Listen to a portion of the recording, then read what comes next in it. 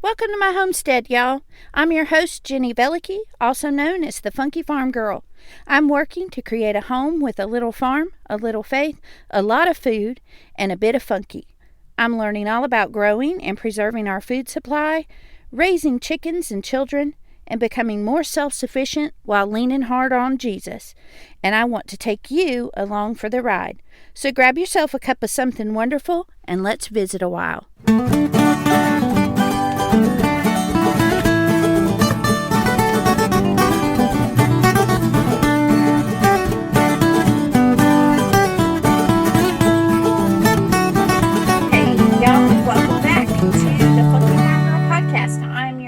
Host Jenny Velicky, also known as the Funky Farm Girl, and this week we're talking about failure. But before we do, let's get into what's happening on the homestead this week.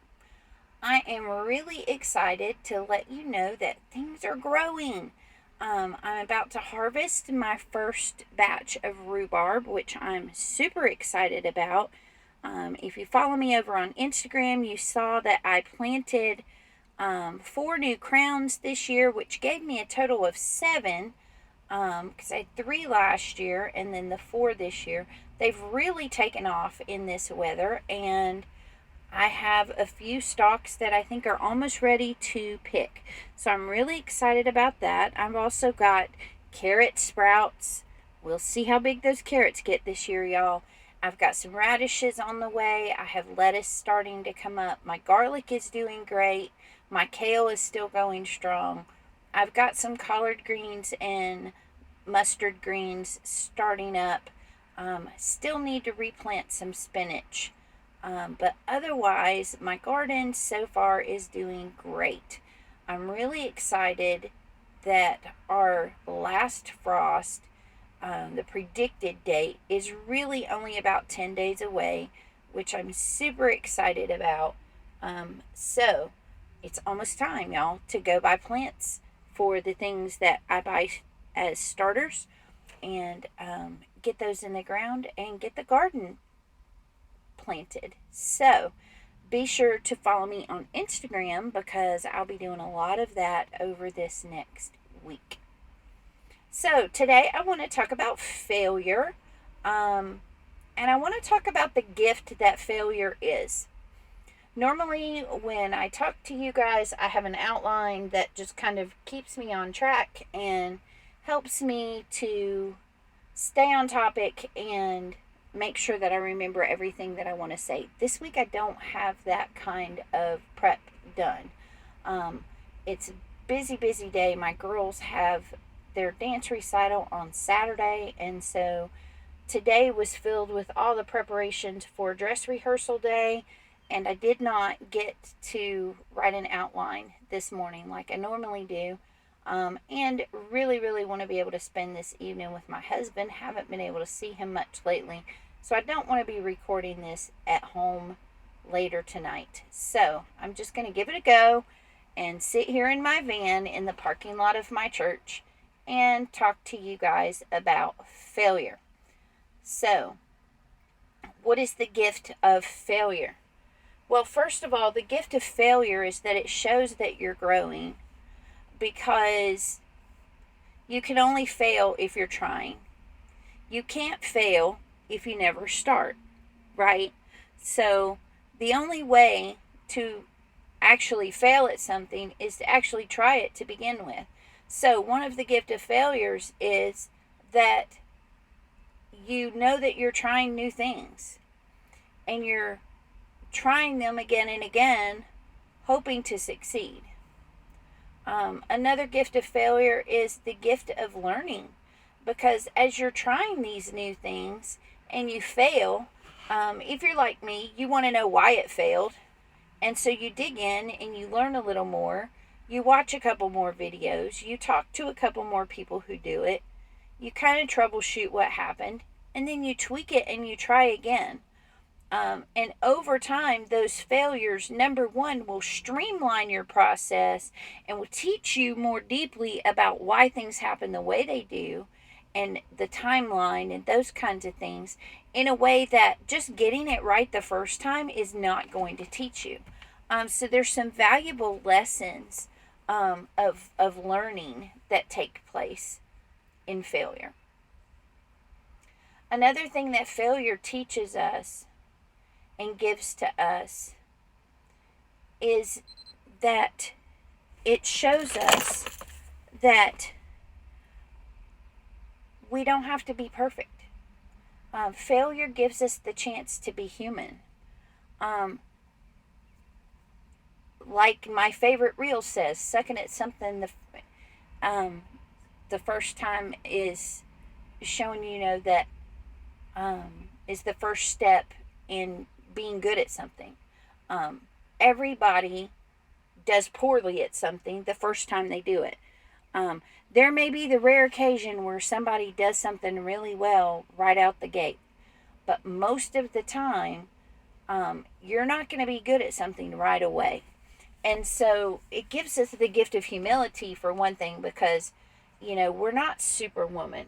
We're not going to be good at everything all the time.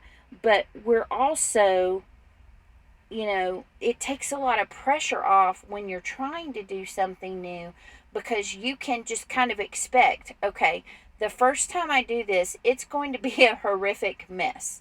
Give yourself permission for it to be bad, for it to fail. My friend Danielle over at Jones Roots was doing a challenge this year, the Run Back to Your Roots 365 challenge.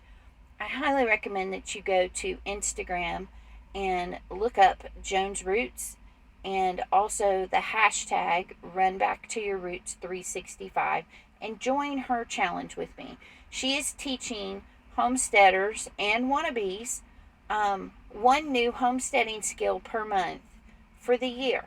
And the first month was all about baking bread and about sourdough. And I learned so much from watching her walk through it and answer all the questions, and people who failed and people who had problems, and listening to her troubleshoot those things and give suggestions. And then, she said, here's what we're going to do. We're not going to be afraid of failure. We're going to bake bad bread. And that really, really stuck with me.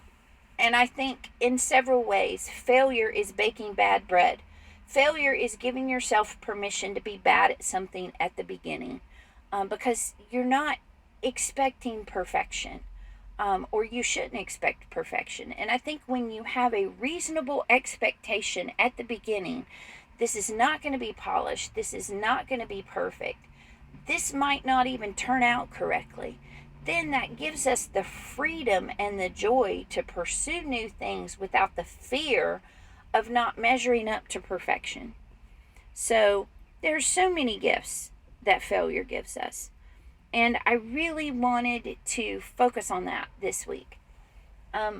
There's also a couple gifts that success gives us.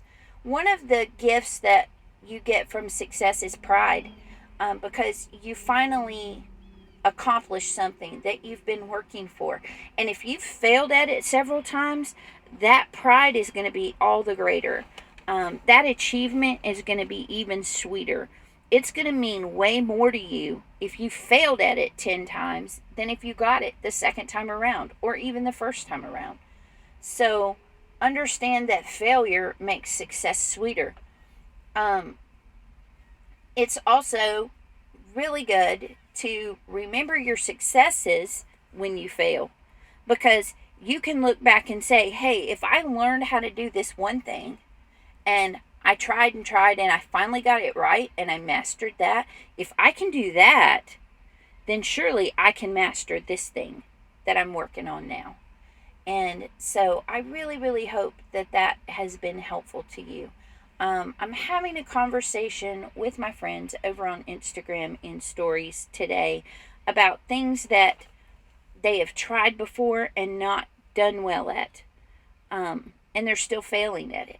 And other things where they initially failed, but then they broke through and they succeeded.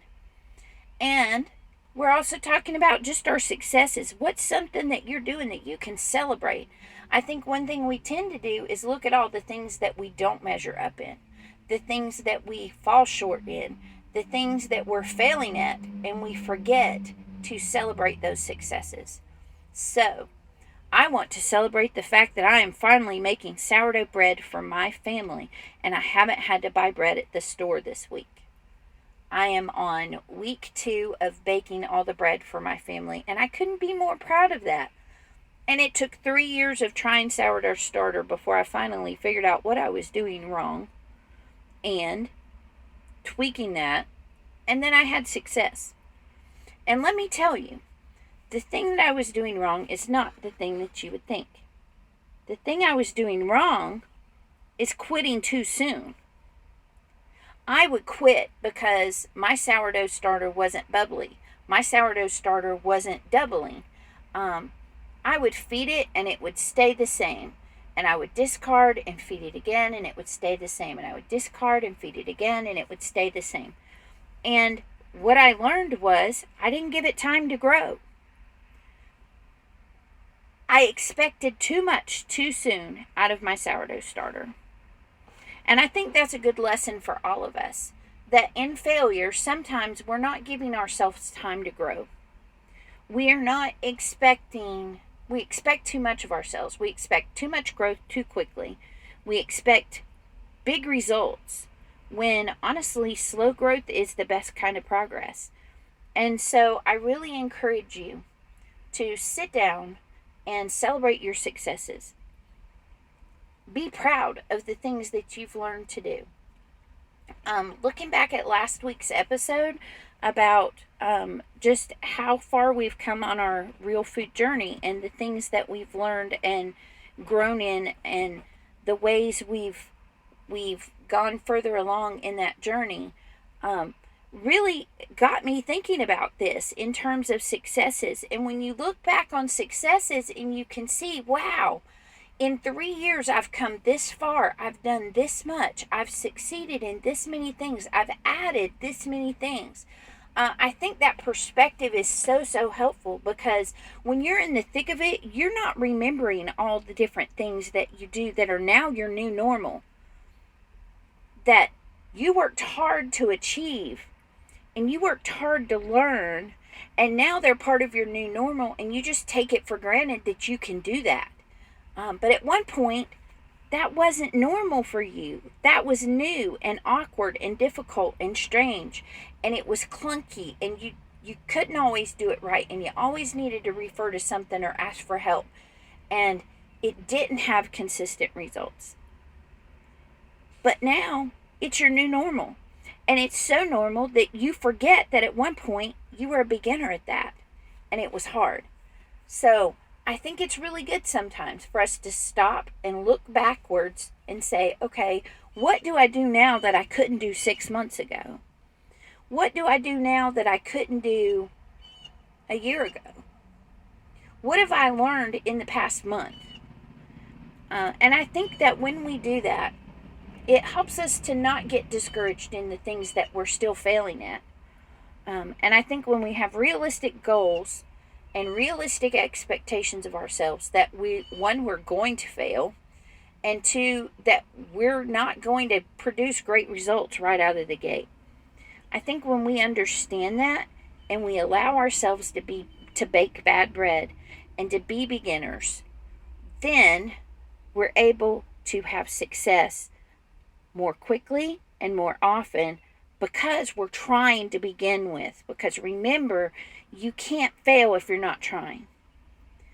One of my favorite sayings was from Couch to 5K.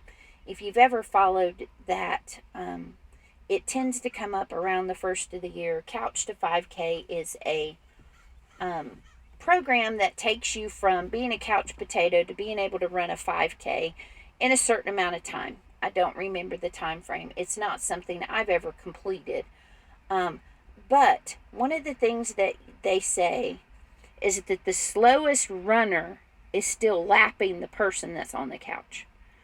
Because no matter how slow you go, even if you're walking, you're still lapping the person that's on the couch, the person that hasn't gotten up and started at all.